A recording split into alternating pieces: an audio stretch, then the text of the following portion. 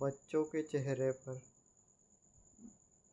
मुरझाए हुए रहते थे और पशुओं का व्यवहार विचित्र और हर रात जैसे कोई अदृश्य छाया पूरे गांव पर मंडराता। गांव के लोग पहले इसे मौसम का बदलाव समझते रहे, पर जब रमुआ का भेल बिना किसी कारण के अचानक मर गया और कमला की बेटी रातों में चीखते हुए उठने लगी, तब लोग समझ गए यह साधारण बात नहीं है। गांव की बुजुर्ग महिला, जिसे सब दाई माँ कहते थे, उसने पंचायत बुलाई। उसका चेहरा गंभीर था, आंखें जैसे वर्षों पुरानी यादों में डूबी थी। ऐसा पहले भी हुआ था 80 साल पहले, उसने कांपती आवाज में कहा। तब भी काली छाया ने गांव को घेरा था और तब महाकाली ही हमें बचाने आई थी। गांव के लिए स्तंभ थे। कोई कुछ नहीं बोल पा रहा था और फिर सबने निगाहें गई और जहाँ बैठी थी गांव की एक सीधी सादी लड़की, चारुलता। चारुलता की उम्र यही कोई 17 साल की थी। वह कम बोलती थी, पर हमेशा मंदिर में देखी जाती। देवी के सामने दीपक जलाते हुए घंटों तक ध्यान में बैठी रहती थी चारुलता। उस रात चारुलता को एक सपना आया। उसने देखा गहरे अंधकार में वह खड़ी थी और उसके सामने एक विशाल काली मूर्ति, जिसकी आंखों में आग और हाथों में खड़ग और स्वर में बिजली की गड़गड़ाहट थी। चारुलता स्वर में गूंजा, तेरा समय आ गया है। तुझे ही लोगों को संकट से बचाना होगा। मैं तुझे शक्ति दूंगी, पर याद रख, यह रास्ता कठिन होगा। तुझे सत्य का कभी नहीं छोड़ना है। महाकाली चारुलता को सत्य का साथ कभी नहीं छोड़ने की बोल रही है, वो उसे शक्ति देने की बोल रही है। सुबह चारुलता उठी। उसका चेहरा शांत था, पर आंखें कुछ अलग कह रही थी। उसने माता की मूर्ति के सामने प्रणाम किया और गांव की पंचायत के सामने जाकर बोली, मुझे पता है कि क्या करना है। मैंने स्वप्न में महाकाली को देखा है। गांव वाले चौंक गए, लेकिन दाई माँ के चेहरे पर हल्की मुस्कान थी। उसने कहा, जिसे देवी बुलाए उसका मार्ग स्वयं देवी ही प्रशस्त करती हैं। चारुलता ने दाई माँ ने बताया कि संकट को हराने के लिए उसे एक विशेष काली तंत्र साधना करनी होगी, जो 7 दिनों तक चलती है। पर यह साधना सिर्फ वही कर सकता है जिसमें साहस और तप और सच्चाई हो। चारुलता ने स्वीकार कर लिया। उसी रात से साधना शुरू हुई, पर अंधकार भी शांत नहीं बैठा था। जैसे जैसे चारुलता की साधना बढ़ती, गांव पर प्रकोप भी तेज होता जाता। लोगों के घरों में अजीब परछाइयाँ दिखती और रात के समय मंदिर के सामने जलता दीपक खुद ब खुद बुझ जाता। पर चारुलता डरी नहीं। वह जानती थी अब वह अकेली नहीं है।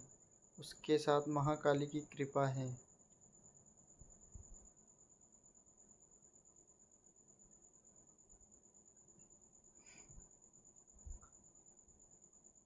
अब महाकाली अंधकार की आहट की छाया और महाकाली की ज्योति के बारे में हम जानेंगे।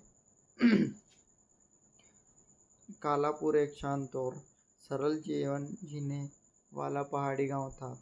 यहाँ की हवा में हमेशा शांति का स्वर बहता था। खेतों में हरियाली, मंदिर में भक्ति और लोगों के चेहरे पर सच्चाई झलकती थी। पर एक दिन जैसे किसी ने उस स्वर्ग में अंधकार कर धुआं छोड़ दिया हो। एक सुबह गांव के किसान रमुआ ने देखा कि उसका सबसे स्वस्थ बैल बिना किसी बीमारी के अचानक मर गया है। डॉक्टर बुलाया गया मगर कोई कारण नहीं मिला। अगले दिन कमला की बेटी राधा नींद में डरावनी चीखें मारने लगी।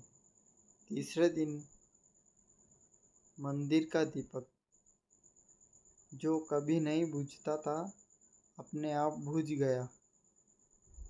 और फिर हर रात जैसे गांव पर कोई परछाई उतरी थी। ठंडी हवा, अजीब सी गंध और पेड़ जैसे खुद कांपते हो। गांव की बुजुर्ग महिला जिसे सब दाई माँ कहते थे, उसने पंचायत बुलवाई। गांव के बीचों बीच पीपल के नीचे बैठी वह कांपती आवाज में बोली, ऐसा पहले भी हुआ है। पहले काल दुर्ग की छाया गांव पर छा चुकी थी। लोग सहमे। काल दुर्ग? किसी ने पूछा। दाई माँ ने धीमे स्वर में कहा, यह एक प्राचीन श्राप है। 100 साल पहले भी ये अंधकार इसी तरह आया था और तब महाकाली ने हमें बचाया था। भीड़ में खड़ी एक लड़की को सबने देखा, चारुलता। वह मंदिर की पुजारी की बेटी थी। उसकी आंखों में हमेशा एक गहराई होती थी, मानो वह कुछ जानती हो जो बाकी नहीं जानते। वह कम बोलती थी पर रोज सुबह शाम मंदिर में घंटों घंटों बैठकर महाकाली के सामने बैठकर ध्यान करती थी। उसी रात जब चारुलता अपने कमरे में थी, उसे एक विचित्र सपना आया। वह खुद को एक अंधेरे मैदान में खड़ी पाती थी। चारों ओर धुआं और बिजली और रहस्यमयी गर्जना होती थी। तभी आकाश में एक तेज आवाज आती है। सामने एक दिव्य आकृति प्रकट हुई, भयंकर और सुंदर गहरे नील वर्ण की देवी, जिनकी आंखों से ज्वाला और हाथों में त्रिशूल था। चारुलता, वह स्वर गूंजता है, तेरा समय आ गया। तुझे गांव के इस अंधकार से बचाना होगा, सत्य पर टिकना होगा, डर से ऊपर उठना होगा। मैं तुझे शांति दूंगी पर मार्ग कठिन होगा। चारुलता हिम्मत करके पूछती है, मैं अकेले कैसे लड़ सकूंगी माँ? देवी की मुस्कान में करुणा थी। जो मेरी भक्ति में सच्चाई है वह कभी अकेला नहीं होता। सुबह होते ही चारुलता मंदिर पहुंची और माता के सामने नतमस्तक हो गई। उसके भीतर अब भय नहीं, सिर्फ विश्वास था। गांव की पंचायत फिर से बैठी थी। चारुलता उनके सामने आई और स्पष्ट स्वर में बोली, मुझे माँ का संदेश मिला है। मुझे ही यह अंधकार दूर करना है। गांव वाले पहले चौंके, फिर कईयों ने विश्वास जताया। दाई माँ ने चारुलता की तरफ देखा और कहा, जिसे देवी बुलाए उसका मार्ग स्वयं देवी ही बनाती है। चारुलता को काली तंत्र साधना की सलाह दी गई। यह 7 रात्रियों की विशेष साधना थी, जिसमें साधक को मंदिर के गर्भगृह में रहकर अंधकार से आंख मिलानी होती हैं, बिना भय और बिना क्रोध के। पहली रात जब चारुलता ने साधना शुरू की, तब मंदिर के बाहर भयानक आंधी चली। घंटियां खुद बजने लगी और काली मूर्ति की आंखों से रक्त जैसे अश्रु बहने लगे। पर चारुलता बैठी रही, मंत्रों का जाप करती रही, निर्भीक। उसी रात गांव के कोने में एक छाया देखी गई। वो छाया इंसान जैसी थी, पर उसकी चाल उल्टी थी, और वह जिस भी पेड़ के पास से गुजरती, उसकी पत्तियां काली हो जाती थी। गांव वालों में डर फैल गया, पर चारुलता कभी डरी नहीं। उसके मन में केवल एक ही नाम था, जय महाकाली। अब शुरू हो चुकी थी साधना और संकट की असली परीक्षा। तो चारुलता ने जैसे ही काली तंत्र साधना की पहली रात पूरी की, गांव में हलचल मच गई। कुछ लोगों ने दावा किया कि उन्होंने रात को मंदिर की ओर जाती एक अजीब छाया देखी थी। वो छाया लंबी थी, उसकी चाल सीधी नहीं थी, और जहाँ से वो गुजरती वहाँ घास काली और सूख जाती थी। दूसरे दिन सुबह होते ही मंदिर के दरवाजे पर एक मरा हुआ कौवा पड़ा मिला।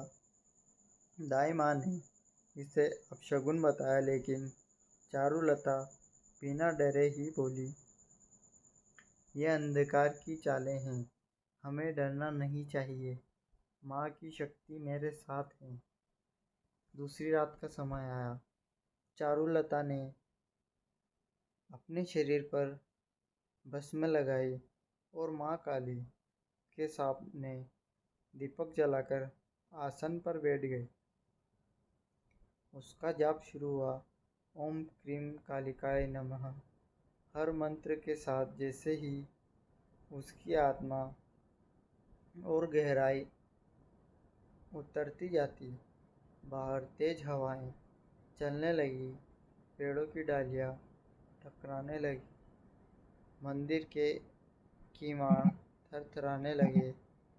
मगर चारुलता की आंखें बंद थी और मन में सिर्फ देवी का ध्यान था। ठीक आधी रात को मंदिर के बाहर एक तेज चीख सुनाई दी। यह इंसानी चीख नहीं थी, वह जैसे ही किसी पीड़ित आत्मा की चीख थी, जो आग से जल रही हो। गांव के लोग अपने अपने घरों में दुबक कर बैठ गए, मगर चारुलता की साधना टूटी नहीं।